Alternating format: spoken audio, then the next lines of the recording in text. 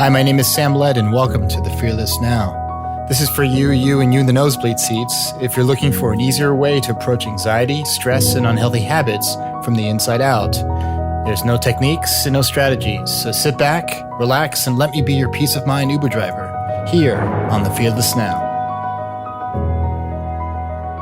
Welcome to The Fearless Now. My name is Sam Led. I'm a transformational coach, and this is episode number 8, When the Mind Gets in the Way.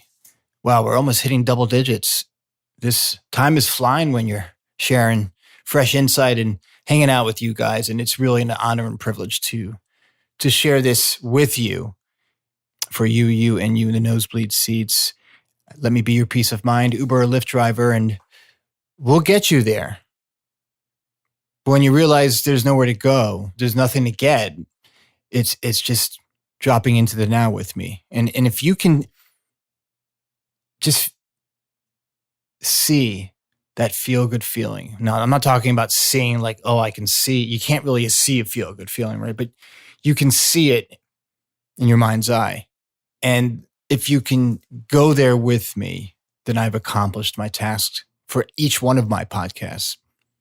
Because we're all living this neural experience, this human experience that's being translated by a very sophisticated, but sometimes buggy supercomputer called our brain that's informing us of the outside world.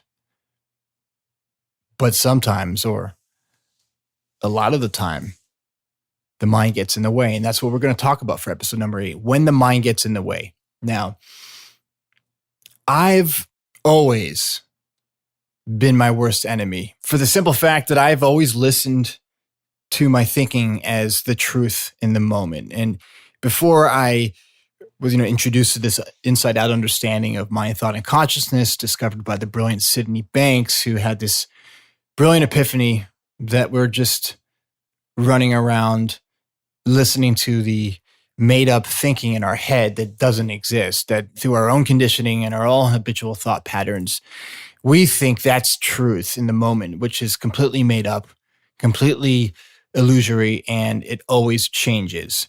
And when I saw that for myself, I realized for so many years, I would have this criticism box in my mind, or this, yeah, but it's just going to be too hard box in my mind. We all do this, as human beings. And I remember in late 2005, when I was thinking of moving to California from the East Coast, the same conversation or the same sentence or the same dialogue in my brain that I had with everything else that I created obstacles around, wasted a lot of time ruminating, obsessing about. I have a PhD in obsessing. I did for moving to California. And I almost didn't make it out here, which would have been such a shame. So this is how the conversation or the dialogue went in my head. And this was during a time where I quit my consulting gig in DC. I really wasn't employed. I was looking for jobs in California. My partner at the time secured employment in Southern California. So I was driving across the country on a whim, like Horatio Alger, go west, young man. A lot of people, I'm not the only one. There's millions of other people that have gone out to California with $5 in their pocket and have made it. And some of them have succeeded and others have failed and had to crawl back to the East Coast. So the ongoing dialogue, and it's the same dialogue, the same inner chatter that I had with my debate with myself about if it's feasible to move to California or not during this time, was it's so expensive. If you run out of money, then what are you going to do? It was the then, what are you going to do conversation. And I was making myself sick, literally, getting no sleep, really having no peace. And it was affecting my well-being. And I remember the day before packing up my Volkswagen and getting on the freeway, getting on the interstate with my then partner, the volume of that chatter got so loud that I remember calling my mother and saying, you know what, I'm not going and I'm coming back to Florida. And I remember it like it was yesterday. And there was a long pause on the phone. And it was that kind of pause that I needed, that kind of space, that kind of calm that only a mother could provide to their son. And my mother is very emotionally intelligent. She's a therapist and a healer in her own right. And she knows how sped up I can get, how wound up my mind can get. And that 10-second pause, because she knew I needed that pause, was all I needed. That still 10 to 15 seconds when I was just still was all I needed to get really calm, to drop into the now, and then be able to get excited about driving across the country. And at the end of those 10 seconds, she said, "Enjoy the trip. We love you. Touch base with us when you get to your first stop, period." And with that, I took all my belongings, got into my Volkswagen Passat and drove 2,800 miles and arrived in Southern California close to New Year's of 2006. Sometimes we just need a short pause of quiet and calm. But we overcomplicate things because the mind gets in the way innocently, tries to figure things out for us, tries to judge things, criticize, compartmentalize, in split seconds, creating solutions. Choice A, choice B. Is it behind door number 1 or behind door number 2? You really shouldn't do that because all that chatter can add up. And then we have our habitual thinking wrapped into that, and also our conditioning in terms of how we were raised and all the thought programs that are running that we grew up with. And that can collude with your true nature, your inner calm. We do our best work when we are calm. We are most successful, we are most productive, and we are at our best when we are dropped into the now. Now, you can still be dropped into the now and have a lot of chatter going on.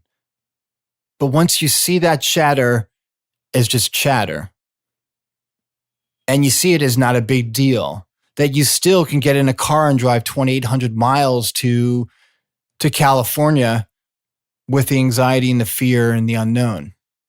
But all that is kind of future thinking, and none of us has a time machine. None of us has a DeLorean that's going to transport us into the future so we can figure out how to do all the right things and not make mistakes. But, it's all part of the journey. And the problem with the problems of the noise in our mind is that we are looking at it the wrong way, as I always have for most of my life until I was introduced to the principles. That you can look at those feelings of unworthiness, anxiety, insecurity, when it's really noisy and loud at that moment as a barometer. That it's not there to make you feel crappy, to make you feel like your feet are in quicksand. You can't move forward with making a decision or doing something with your life or getting out of a tough spot in your life. That's not what the mind wants to do to you. The mind doesn't want you to fail. Your personal mind doesn't want you to not make $1 million. But it feels terrible, so we think that things are terrible or we can't get out of our own way. But if we look at it and see it as just uncomfortable thought turbulence and noise, informing us that we are really hyper-zoomed, hyper-focused in on something right now, and that we need to pull back, take a break, take a deep breath, count to 1, 2, 3, and then jump in again. And sometimes we don't have that precious time to take a step back for maybe an hour and revisit it in an hour or two. Sometimes we don't have that luxury.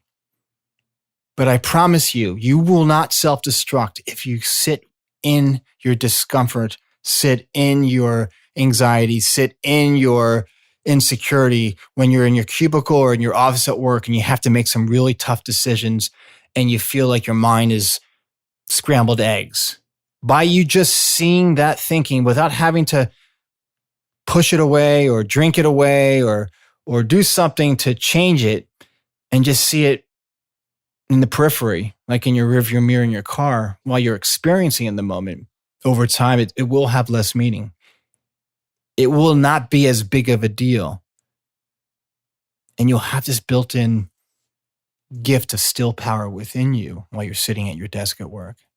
You'll have this built-in inner knowing, inner guidance that you will drop into once you see that all that thinking is made up, all that thinking does not exist. It's just this energy of thought moving through us at light speed that we just got to hang on to your seat, to your wherever you're holding on to, and just letting it move through you. And then you drop into the present, and the mind gets out of the way, and the clouds disappear, and there you are, perfectly as you are, in your present moment, in your well-being, without doing anything. I hope this has been helpful. If you like what you hear and you love this podcast, please share it with your friends, your family members, your spouses, your girlfriends, your boyfriends, your cats, your dogs, and they'll share it with their friends, and they'll share it with their friends. Please like and subscribe and comment on this podcast. It really helps. And the more we do that, the more awareness this podcast brings to people, and the more the podcast gets tossed around and shared. It's better for the algorithm, and it's also better for you because I do more episodes for all of you guys. Have a great rest of your week. Don't give up. I'll see you again for another episode of The Fearless Now.